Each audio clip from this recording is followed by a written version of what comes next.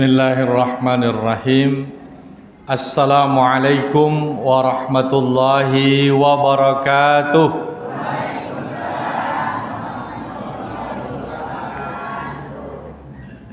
Alhamdulillahi bini'matihi tatimmus salihat wa bifadlihi wa karamihi tatanazzalul barakat.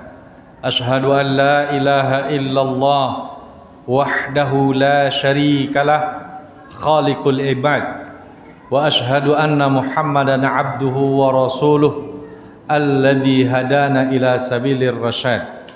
Allahumma salli wa sallim wa barik ala Muhammad wa ala alihi wa sahbihi wa man ihtada bihaddihi wastanna bisunnatihi ila yaumil mi'ad. Bapak-bapak, bapak kepala dusun yang lama dan yang baru dan yang paling lama,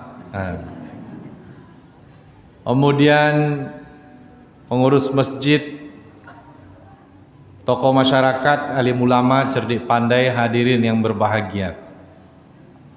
Alhamdulillah saya bisa hadir di tengah-tengah kita bersama dalam rangka peringatan Isra Mi'raj. Dalam membuat kami ya.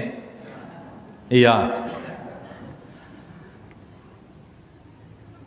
Kamu sojiko sebenarnya kodok junya. Cuma untuk mengaji awak mungkin lelamo. Letroga ambo ke ama ya. Tabalik ya. Letroga ama kambonya. Lah ya, alhamdulillah. Bapak-bapak dan ibu-ibu yang hadirin yang berbahagia, bersyukur kita kepada Allah. Alhamdulillah kita dalam keadaan sehat walafiat dan kita sekarang sedang berada pada tahun 2026. Salawat dan salam buat Nabi Muhammad sallallahu alaihi wasallam. Allahumma salli wa sallim wa barik ala sayidina Muhammad wa ala alihi wa sahbihi ajmain. Bapak Ibu hadirin yang berbahagia, kita langsung saja malam ini kita hadir di sini dalam rangka peringatan Isra Mi'raj Nabi Muhammad sallallahu alaihi wasallam. Saya tidak akan bercerita tentang peristiwanya. Saya hanya mengambil bahwasanya pelajaran penting dari Isra Mi'raj itu dua. Satu salat, yang kedua masjid. Maka melalui Isra Mi'raj ini apa yang harus kita lakukan? Yang kita lakukan perbaiki salat kita, yang kedua perbaiki masjid kita. Bapak Ibu hadirin yang berbahagia, ada dua perintah Allah kepada kita tentang salat. Yang pertama apa? Dirikan salat kan ya kan? Ya, laksanakan salat, aqimus shalah. Yang kedua perintah Allah kepada kita tentang salat itu adalah menjaganya. Dalam Al-Quran surah Al-Baqarah ayat 238, hafizu wa qumu lillahi qanitin. Artinya peliharalah, jagalah.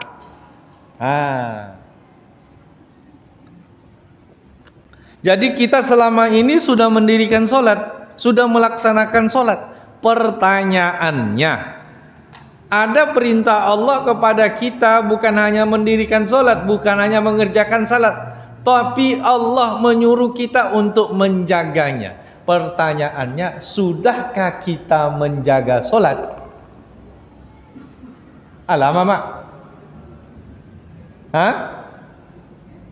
Inilah kaji kita pada malam ini. Kajian kita, tema kita adalah menjaga salat.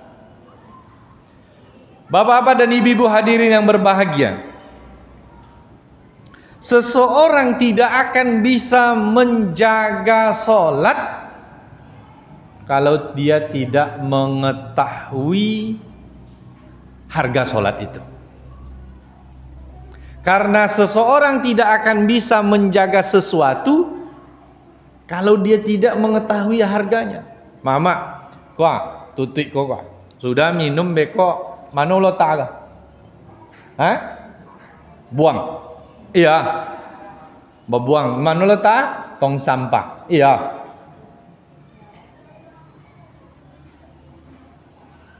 Dia apa? Dia tak bogo. Kalau ome segodang iko, mana letak mama? Disimpan. Arti disimpan tu dijago. Mana boleh tak? Balotaan dalam laci. Laci tu berkunci. Laci tu dalam lemari. Lemari berkunci. Lemari tu di dalam apa? Dalam kamar. Kamar tu berkunci. Kamar tu di dalam rumah. Rumah berkunci. Rumah tu berpagau. Biasa kalau ome wang banyak pun segodang iko pasti berpagau rumah, ya kan? Pagau berkunci. Dia apa mama? Karena dia berharga. Maka rumusnya seseorang tidak akan menjaga sesuatu kalau dia tidak menganggap sesuatu itu berharga. Kalau bayi ome ke uang gilo le simpan ndak. Dia apa? Ndak obe ogomi duit lo. Maka orang yang akan menjaga solat hanyalah orang yang mengetahui harga solat. Orang yang menjaga solat adalah orang yang mengetahui nilai solat. Iyo le bogo solat dia mama. Di mana lo tak ogo solat tu? Kalau kita ingin mengetahui letak harga solat itu, macam kok. Kita ini manusia terdiri dari 3 unsurnya. Ada jasad, ada akal, ada ruh. Jasad butuh makanan. Makanannya nasi, ikan, daging, ayam, dan seterusnya. Akal butuh makanan. Makanannya ilmu.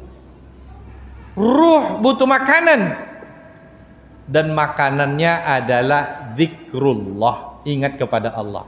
Dan solat adalah cara yang paling tepat untuk ingat kepada Allah. Karena Allah menyebutkan dalam Al-Quran, aqimis solata li dzikri, dirikanlah solat untuk mengingatku, kata. Jasad butuh makanan. Kalau jasad ini tidak dapat makanannya, maka jasad ini akan sakit. Kalau 3 hari 3 malam awak nak makan apa terjadi? Tolok bekojo. Jangan bekojo le togak nak tolok dah. Ya kan? Bogo nak nasi tu. Bogo. Sangat berharga. Ayu go bogo.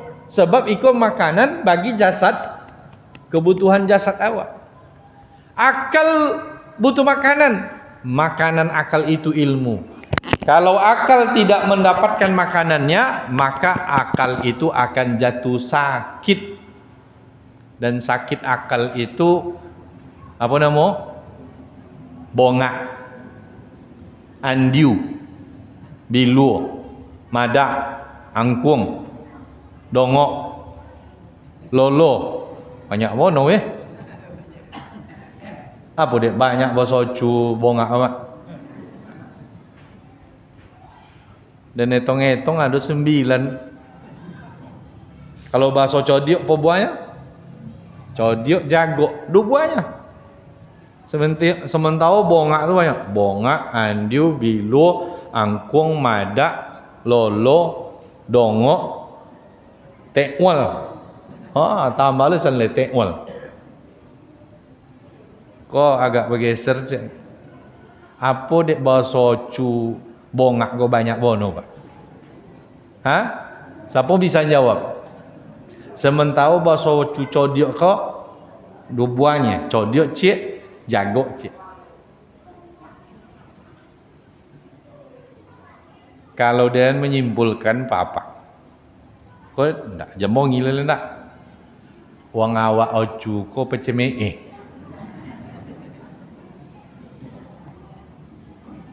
Iya tak? Ha?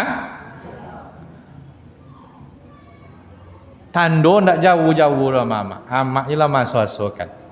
Kalau di rumah tu sudah mak masak. Lomak gulai kau dimasak. Dimakan dia apa-apa. Lepona puji deh. Ndak. Cuma kalau sempat gulai kau pocah santan. Apa ni ya? Madak kau gomanya. Lah tua deh duit ndak je pandai masak. Ketika lomak ontok ji. Iya tu mama. Ha. Iya tu pak. Jadi besok kalau lomak puji. Eko nak seimbang awak ke dak antau pujian dengan kalau bahasa orang antau reward and fun, atau punishment, penghargaan atau hukuman. Harusnya bahasa positif kita kok lebih banyak. Jadi kenapa wang awak kok payah berkembang? Karena masyarakat kok banyaknya cemeh. Ndak pujian dah, ndak apresiasi dah. Kok agak melenceng ini kok. Aku harus dirubah. Di rumah anak-anak kok dipuji. Apa-apa harus sering-sering memuji sama amak kok. Kalau dipujinya sapau belanja nak masalah dah. Iya. Ndak. Artinya kalau dipujinya mama papa kalau dipuji apa ama-ama kau ya itu kepercayaan hidupnya ayo kue bahagianya tambah sayang ke apa-apa tambah kue servis sebab amo menemukan memang budaya wang awak kau itu peceme pasti awak merasakan ke anak apa lagi dipuji. Jangan ketika ketik aja dibayar apresiasi. Bontuk tujuh pedusi ama-ama ke apa-apa istri kepada suami puji. Sanjung. Jangan sampai wang lain menyanjung. Wang bininya mencemeh. Aku bahaya. Ado mak uang bini yang cak laki ko mohon maaf berselingkuh dengan pedusi yang buruk ndak sancak bini dulu. Ternyata penyebabnya adalah di rumah. Setiap di rumah kok bini ko selalu merendahkan lakinya. Tu dia bang. Abang terpahapu aja. Kalau lah terpahapu kok nak pandai bang dah. Sementara ada orang lain, orang tino sama kojo dinyo selalu memujinya. Jadi bapak-bapak dan ibu-ibu hadirin yang berbahagia, kini kan banyak terjadi di masyarakat kita perceraian, pertengkaran. Salah satu obatnya adalah jangan cemein akan dimukul. Apa bahasa Indonesia cemein dah? Cemes.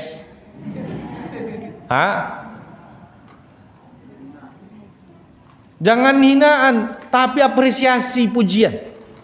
Nah, kembali kita. Jadi akal kita kok butuh ilmu, akal kita kok butuh makanan. Makanannya adalah ilmu. Dan kalau akal tidak dapat makanannya, maka kita jatuh sakit. Sakitnya akal itu apa? Bodoh. Ruh kita butuh makanan. Dan makanannya adalah zikrullah. Karena ruh itu adalah yang ditiupkan oleh Allah. Makanan ruh itu apa? Ingat kepada Allah. Dan cara yang paling tepat untuk ingat kepada Allah itu adalah dengan solat. Tujuan solat itu adalah untuk ingat kepada Allah. Aqimis solata lidzikri. Cuma awak kadang solat bukan ingat kepada Allah, tapi ingat letak kunci nan tadi hilang. Bapak Ibu hadirin yang berbahagia, kalau ruh kita ini tidak dapat makanannya, maka ruh kita jatuh sakit. Dan sakit ruh itu apa? Cemas, takut, gelisah, khawatir, dengki, sombong, angkuh, takabur, tidak ridho,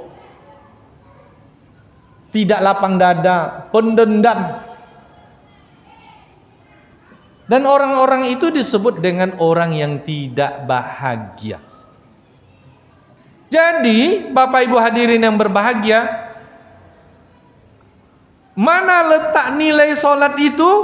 Letak nilai solat itu adalah sebagai makanan bagi ruh, supaya ruh kita itu hilang takut, hilang cemas, hilang gelisah, hilang dengki, hilang iri, hilang sombong, membuat hati kita tenang. Mama, aduh wang dak seketik gelisah dah, takut. Aduh mengadu sakit takut nak seketik dah. Ustaz bapa jauh ustaz, ya nak den ustaz. Meninggal dan suap entah apa nasib ustaz. Wah lah 3 tahun kok ndak ada penerimaan PNS dah ustaz. Bila lah kan ada penerimaan PNS ustaz. Kalau ndak ada suluh ustaz dia bahaya ustaz. Nyola tamat anak ibu tu. Kuliah, ulun le start kelas 2 SMP. Isau lagi.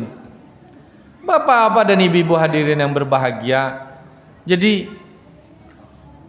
cemas, takut, gelisah itu hilang dengan solat.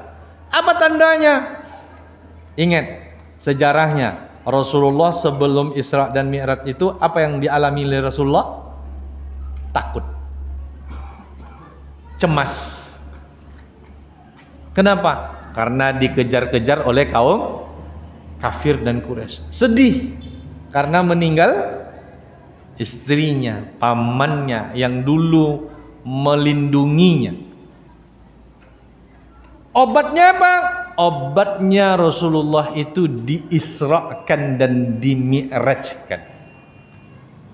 Jadi salah satu fungsi Rasulullah diisrakan dan dimi'rajkan itu disebutkan oleh ulama tafsir tasliyatan lirrasul, untuk menghibur Rasulullah supaya hilang kesedihan, hilang ketakutan, hilang kecemasan, maka diisrakan dan dimi'rajkan. Kalau awak takut, sedih, come, apa puluh be, obat kita adalah solat. Karena solat itu as-salatu mi'rajul mu'minin. Solat itu adalah mi'rajnya orang beriman. Maka ketika solat, kenapa kita merasakan hilang takut, cemas? Karena hakikat solat itu adalah ad-du'a. Hakikat solat itu adalah doa. Doa itu artinya meminta, mengadu, memohon, menyerahkan urusan kita kepada Allah. Maka yang harus kita bayangkan ketika kita sholat itu, Bapak Ibu, adalah Allahu Akbar dalam hati kita, dan sedang mengadu ke Allah, dan sedang meminta ke Allah, dan sedang memohon ke Allah, dan sedang menyerahkan urusan dan ke Allah. Bukankah kita menyebutkan inni wajjahtu wajhiya lilladzi fataras samawati wal ard. Sesungguhnya aku hadapkan diriku, wajahku kepada yang menciptakan langit dan bumi. Bapak-bapak dan ibu-ibu hadirin yang berbahagia, maka solat itu harus mendatangkan ketenangan, harus menghilangkan rasa takut, harus menghilangkan rasa cemas, harus menghilangkan rasa gelisah. Karena apa? Karena semuanya sudah kita adukan kepada Allah, sudah kita serahkan kepada Allah. Maka Bapak Ibu, Rasulullah itu apapun yang dia hadapi, dia sholat. Takut dia, sholat dia. Cemas dia, sholat dia. Gelisah dia, sholat dia. Ingin sesuatu, buat sholat. Makanya dalam Al-Quran Allah menyebutkan wasta'inu bis sabri was sholat. Mintalah kepada Allah itu dengan sabar dan sholat. Di sholat itu adalah cara kita untuk minta kepada Allah. Jadi karena sholat itu doa, inti daripada sholat itu sendiri adalah doa. Kalau awak berdoa berarti awak yakin kepada yang boson dan awak minta kau dibayar. Maka kalau awak berdoa berarti awak selalu terhubung. Kalau terhubung, tentu nyaman awak. Dengan siapa kita terhubung? Dengan yang menciptakan kita, dengan yang menghidup dan mematikan kita, dia yang memberi nikmat dan mencabut nikmat. Maka tenang hatinya, hilang gelisahnya, hilang rasa takut dan cemasnya. Bapak Ibu, iko kisah ambo sendiri, ambo ceritakan di banyak tempat. Mudah-mudahan jadi pelajaran. Tahun 2002 ambo diutus oleh UID untuk kuliah di Jordan. 2002. Kami sampai datang di Jordan itu bulan September. Ambo, ada kawan ambo almarhum Ustadz Johar Arifin, sekretaris MUI. Datang kami ke situ bulan September. Tahu-tahu lah tutup kampus, lah terlambat. Jadi semester itu kami tidak bisa kuliah. Dan tahun itu 2002 itu Desember itu adalah musim haji. Jadi pas Desember ambo sobik ke kawan ambo, Ustaz, naik haji lah wak moh. Kalau di Jordan aja kita, maka biaya hidup kita kalau tahu ya. Kalau lain naik haji wak, bisa wak bokojo dapat piti wak. Malah katanya, perkirakan biaya naik haji itu lebih kurang 9 juta. Kalau lay dapat kojo bisa tabuk piti 25 juta pula. Bauruslah perlengkapan untuk naik haji. Batelponlah travel, salah satu travel Haji Plus, Pak, kami mahasiswa dari Jordan ingin bangkit naik haji. Lay apa temo kami untuk jadi guide di travel apa? Lay, datanglah. Diurus. Tahu-tahu pengurusannya lama sehingga kami talambek tiba di Moka. Sampai kami di Moka, di airport Jeddah, kami telepon lapak. Pak, kami lah sampai. Kami sampailah bulan Zulhijjah. Le ada kojole Pak, katanya ndak ada kojole. Kalian datang talambek. Kira-kira apa yang terjadi mak? Awak lah sampai kekian tadi disobuin ada kojo, dek talambek tu sobuin ndak ada kojo le. Apa yang kata jadi? Kecewa. Kalau kecewa, dek takut, comel. Kalau ndak ada kojo, ndak ada tempat tinggal lah. Piti untuk abi je tahu. Karena biaya makan awak seorang menanggung. Kalau le tempat kojo ada disediakan hotel, disediakan makan deh. Maka datanglah takut, datanglah comel, datanglah gelisah. Balotanlah tas siang tu, batanyolah mulai sudah tiba tu dapat berita ndak ada kojo. Balotan tas batanyo lambo ka bos-bos travel yang ada di airport. Nyo di airport tuh bos travel tuh menyambut kedatangan jemaahnya. Atau kan ada ompek negara travel yang ambo tanyo, Indonesia, Malaysia, Brunei dan Singapura. Dokek satu uang ambo batanyo pak, ada kojonya pak, ada kojonya mas, ada kojonya mister. Atau kan ndak ada kojo. Akhirnya loloklah kami di airport pak. Tak bisa dok, kalau luar tambah tak bisa wak bosu joang travel. Siko tio berkumpul on travel, siko lah tanya. Lolok kami di airport itu semalam. Pagi besok jago, dah solat subuh, baca Quran, batanyo lo balik. Sai suntuk batanyo pak. Sampai malam, dok lobio satu uang batanyo. Ada kojo pak, ada kojo pak, ada kojo pak, ada kojo pak. Sodo menjawab ndak ada. Ya memang podo adat kalau lah dokek kan apa namanya Armina itu ke Arafah itu ndak ada kojo. Akhirnya lolok kami situ semalam 2 malam lolok situ pak. Besok pagi tu jam 9 singi ambo tu. Takonang lah di ambo ayat wasta'inu bis sabri was shalah. Minta tolonglah dengan sabar dan sholat. Membo cubo bok sholat iya kata. Ambil duk jam 9 duk, ambo bok sholat sunat. Yakinkan dalam diri, ya Allah, Engkau maha kuasa, Engkau maha memberi rezeki, dan Engkau maha berkehendak. Tidak ada yang mustahil di sisimu. Seyakin-yakinnya pak, tidak ada yang mustahil di sisi Allah. Ketika pintu-pintu manusia tertutup, sesungguhnya pintumu selalu terbuka. Bobok salat Allahu Akbar. Sudah salat berdoa sambil menangis. Ambo sobin ya Allah, kalau dapat ambo kojo, dapat pitiko ambo guna untuk belajar menuntut ilmu ko kan ambo sampaikan ke masyarakat ambo. Maka itu ikrar ambo pak. Kalau diundang ceramah, insyaallah ambo datangi. Kalau lembo di siko, ambo datangi. Sebab ikrar ambo. Sudah pak, sudah ambo berdoa tadi. Paila ambo mancas handphone ke posko. Duduk ambo ke posko, ada meja macam kok. Do cas handphone duduk ambo situ.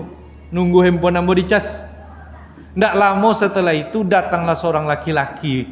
Balik. Nampak dia cas handphone ambo. Bertanya ke ambo, siapa punya cas handphone itu katanya. Ambo pak, bisa ambo pinjam katanya. Ambo perlu bono. Oh silakan pak. Cas handphone dia lo duduknya samping ambo. Tu bertanya, dari mana Adinda? Dari Jordan pak. Apa dari mana? Ambo dari travel Mienan. Hah? Tadi macai-cai awak orang travel, kau datang ke awak? Bertanya ambo. Dinda dari mana? Kami mahasiswa dari Jordan pak. Tu bahasa buin lah. Bahasa kami tadinya dapat kojo, cuma dek datang talambe, akhirnya ndak dapat kojo do. Apa le ada kojo dia tempe apa? Ikuti ambo cas handphone ambo. Ambo sedang menelpon wakil presiden Hamzah Has ketiga itu. Rencananya Pak Hamzah Has iko akan naik haji dengan ambo, rombongannya kalau ndak salah ambo lebih kurang 70-an. Ninyo, bini, anak, minantu, cucu, supirnya, tukang kobunnya, muazinnya segala macam. 70-an, olun le beko pas pampresnya. Beko jam 2 kepastian katanya. Jam 2 ambo telepon lah Pak Cako. Pak, jadi Pak Hamzah Has jawab Pak, jadi. Tu apa kami bokojonya lain. Akhirnya ambo bakojo menjadi gaet rombongan Bapak Wakil Presiden Hamzah Has. Pelajarannya apa Pak? Sebelum sholat ambo yang datang batanyo kokian komai. Hah? Ambo bertanya ke uang iko, le ada kojo, le ada kojo, le ada kojo. Ambo yang datang. Tapi setelah ambo solat, uang du yang datang. Pertanyaannya, siapa yang menggerakkan hati orang itu untuk datang mencas handphone ke situ? Siapa yang menggerakkan hati ambo untuk cas handphone di situ? Siapa yang mempertemukan ambo dengan uang itu? Jadi luar biasa solat itu, Bapak Ibu.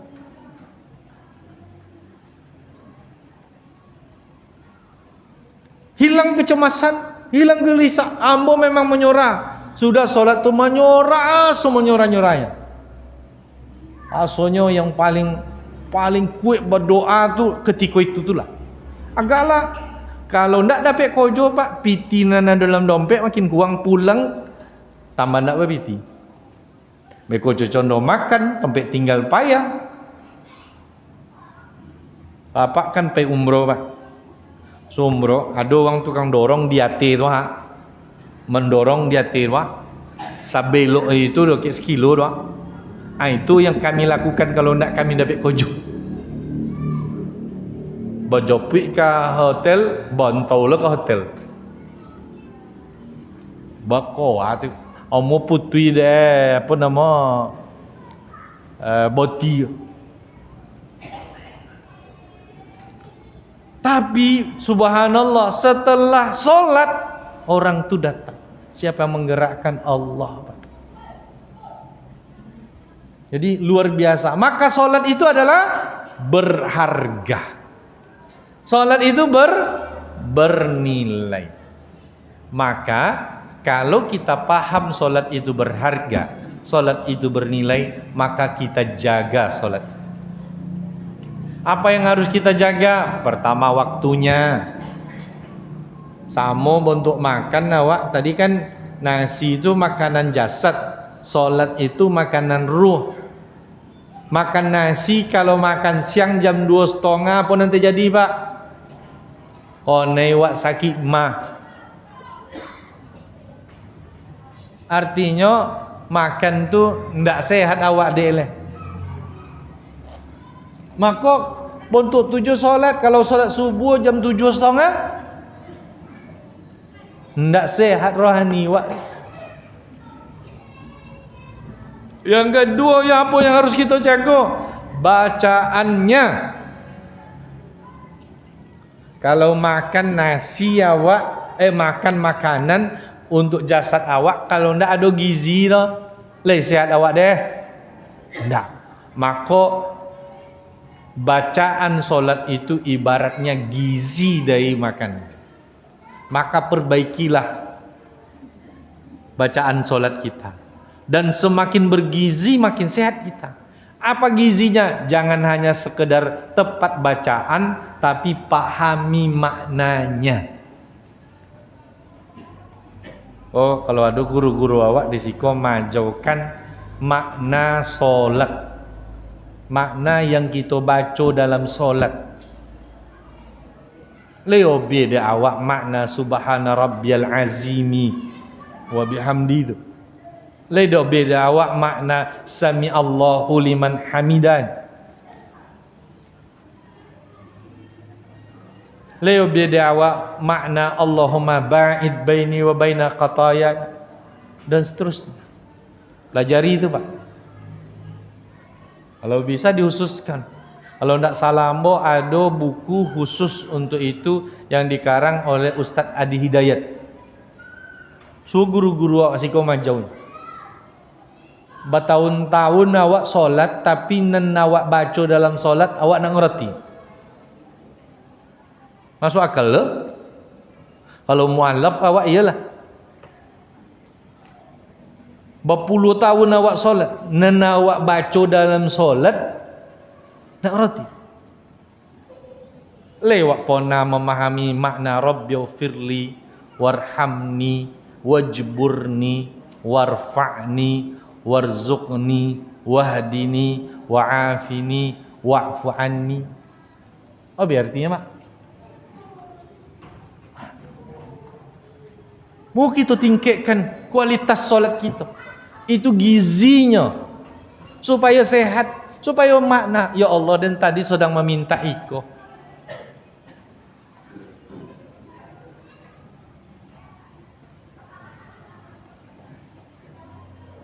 Awak alhamdulillah sodola lah melaksanakan solat. Tapi sudahkah kita menjaga solat? Jaga gizi solat itu, kualitas solat itu. Salah satu kualitasnya adalah memahami makna yang kita baca dalam solat. Pak, datangkan ustad sobin ke kami apa makna kogo. Ibu-ibu ngaji majlis taklimnya lebih berkualitas. Majlis taklimnya kalau pegang buku aku maknasan. Opel ndak ada awak makna, tabayang ndak ada awak makna.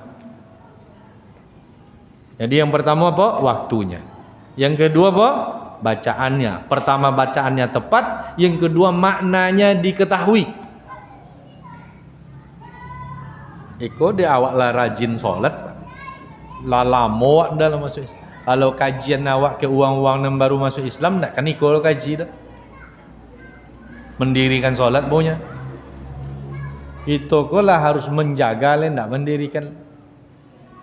Terbayang nama amak, 80 tahun awak solat, tapi nan awak baca ndak awak paham.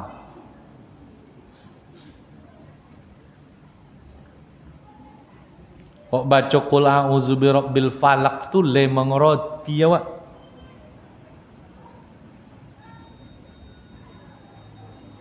Bapak Ibu hadirin yang berbahagia, yang ketiga yang harus kita jaga gerakannya. Gerakannya apa? Kalau orang sedang makan, mensuk makan, nak pakai kunyah berlulu, sehat deh? Enggak. Bontuk juz solat. Kalau enggak ada tomak nina, Allah Akbar, Allah Akbar, Allah Akbar, Allah Akbar, enggak akan sehat. Maka jaga gerakannya. Sujud berhenti sejenak, ruku berhenti sejenak. Itu disebut dengan tomak nina. Dan banyak menengok, ya Allah, umpana dek bawa masbuk tu adalah orang solat belakang besok bertopuk le. Oh lun selesai jangan ayat le selesai. Al-Fatihah nak selesainya lah ruku. Ruku alun sembrono, inilah itidal nak sembrono, inilah sujud. Ini yang disebut dengan orang yang mencuri saat salat.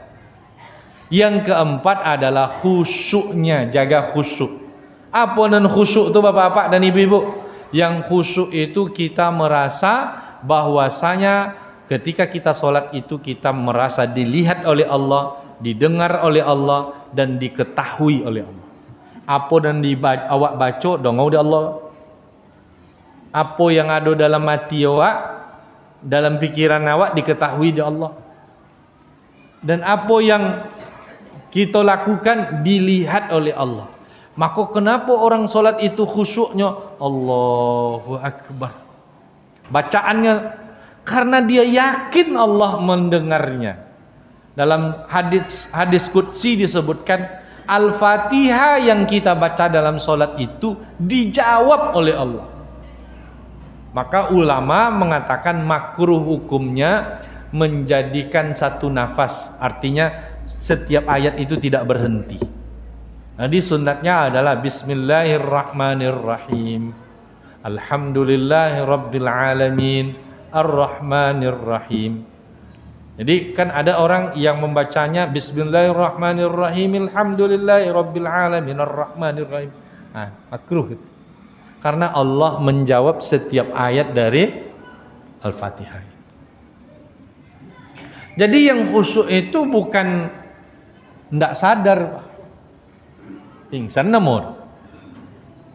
Yang khusyuk itu adalah merasa dilihat, merasa didengar, dan merasa diketahui oleh Allah.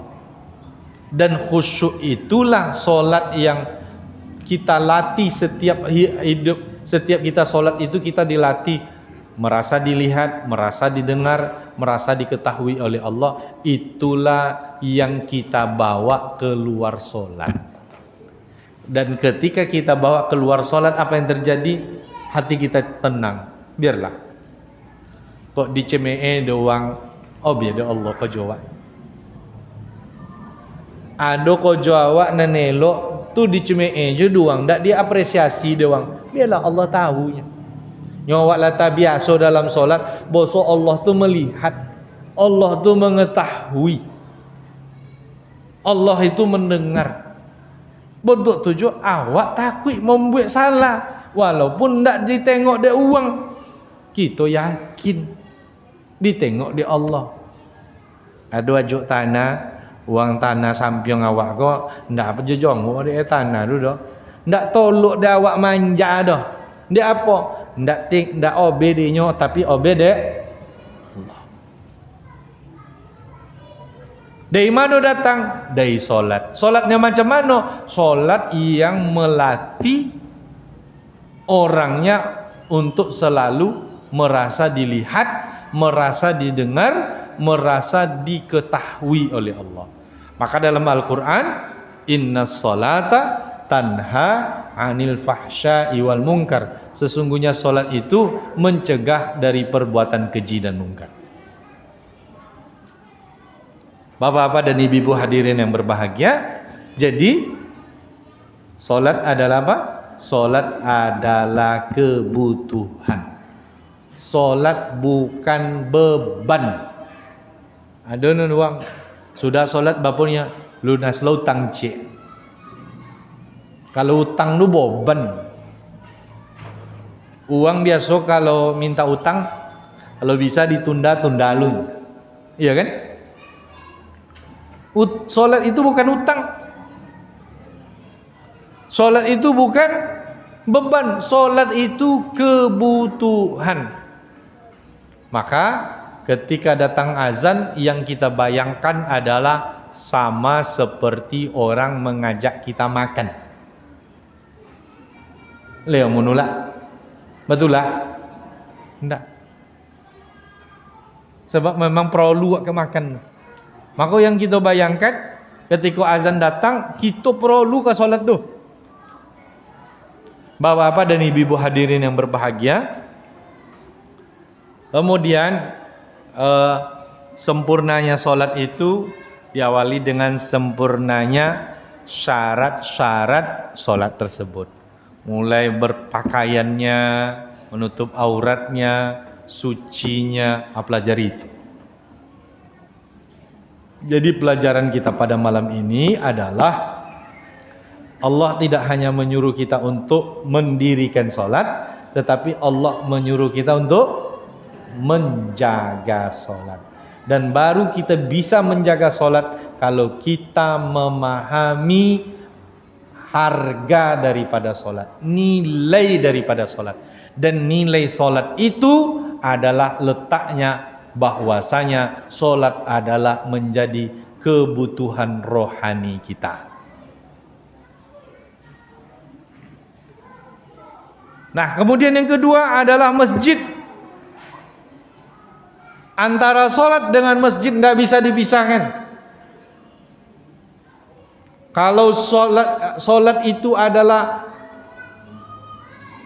titipan Allah saat Isra dan Mi'raj, dan Isra dan Mi'raj itu dimulainya dari masjid ke masjid, dari Masjidil Haram ke Masjidil Aqsa. Berarti makanya Rasulullah mengatakan afdalu salatikum fi buyutikum illal maktubah. Salatmu terbaikmu adalah di rumahmu kecuali nan wajib. Wajib berarti di masjid. Apalagi laki-laki. Bapak Ibu hadirin yang dirahmati Allah, alhamdulillah masjid kita bagus, cantik. Cuma yang harus kita perbaiki dari masjid ini, masjid tidak hanya tempat ibadah. Ambo selalu nyampaikan, Bapak Ibu, yang utama dari masjid itu adalah sholat jemaah, bukan kaligrafinya, bukan indahnya masjid. Tugas utama pengurus masjid itu memastikan solat jamaah terlaksana di masjid.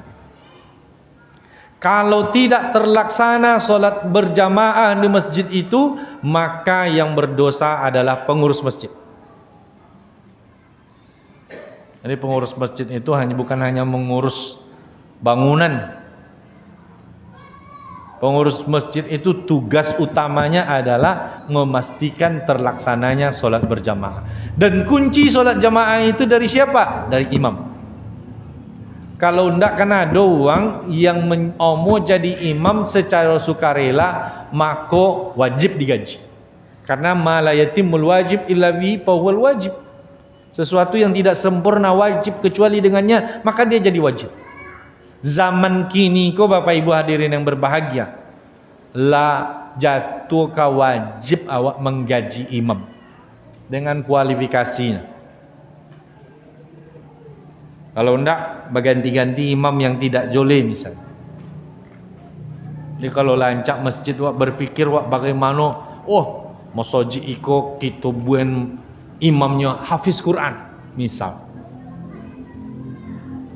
Untuk supaya apa? Kualitas jemaah kita tambah elok. Mudah-mudahan sih kok setidaknya ada orang dengan kualitas hafalannya, bacaannya bagus. Dan kini alhamdulillah banyak sekolah-sekolah tahfiz ya.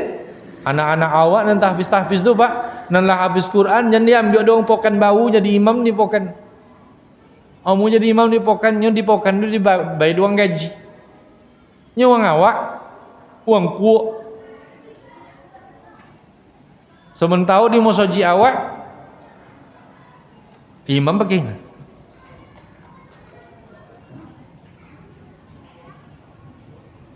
Maka syarat imam itu ada ketentuannya Pak. Ya, ada ketentuannya Bapak-bapak dan Ibu-ibu yang dirahmati Allah. Jadi kunci masjid itu bukan pada bangunannya. Kunci masjid itu adalah pada imamnya. Kalau ada orang bertanya ke ambo, Ustaz, mosoji kok nak membuat kaligrafi Ustaz. Tapi kaligrafi go abide epite 60 juta. Imamnya siapa di mosoji itu? Gorim dulu Ustaz. Gorim dulu mulai dari memberosion mosoji, nan azan inyo juo, nan komat inyo juo, nan imam inyo juo. La ilaha illallah. Masa imam mosoji itu inyo juo yang memberosio WC?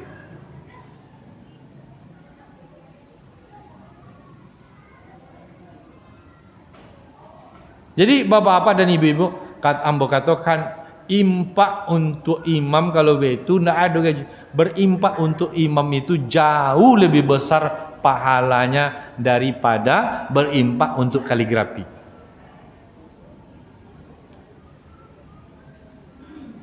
Biarlah dan setiap bulan dan membayar gaji imam itu sekian. Kalau ada imam awak kok dan hafiz Quran misalnya 6 juta gaji, ada yang 1 juta ya misal. Tuhan ada yang 1 juta, salam modern duit dan 1 juta. Mantap.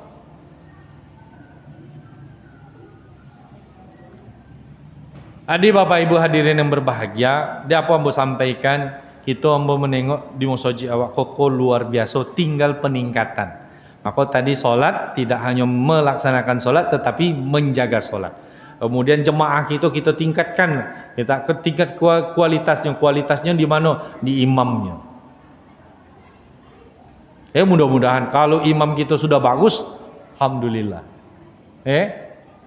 Kita perlu tingkatkan. Kalau bisa, kalau enggak seorang imam, bawa 2 imam. Tapi jangan sampai 5 imam, tapi enggak ada yang datang masjid. Jadi apa? Dia enggak berkhususkan.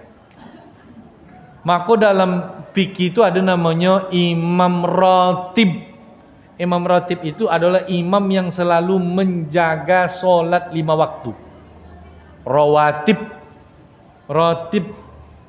Rotib itu juga artinya digaji. Oh tuh, kalau digajinya ndak ikhlas aja Ustaz. Nah itu lo tak ikhlas ndak ikhlas. Tuh Imam Sudas itu gajinya setingkat menteri gaji. Ya sobi lo ndak ikhlas lah. Itu guru-guru yang apa namanya, guru agama yang menceramah tuh ndak ikhlas ya. Adik bapak-bapak dan ibu-ibu hadirin yang berbahagia, ikulah kaji ambo pada malam kini. Ambo ditunggu kini kok di Pulau Birandang, bapak-bapak dan ibu-ibu. Mohon maaf atas segala kekurangan, terima kasih atas segala perhatian. Wabillahi taufiq hidayah. Wassalamualaikum warahmatullahi wabarakatuh.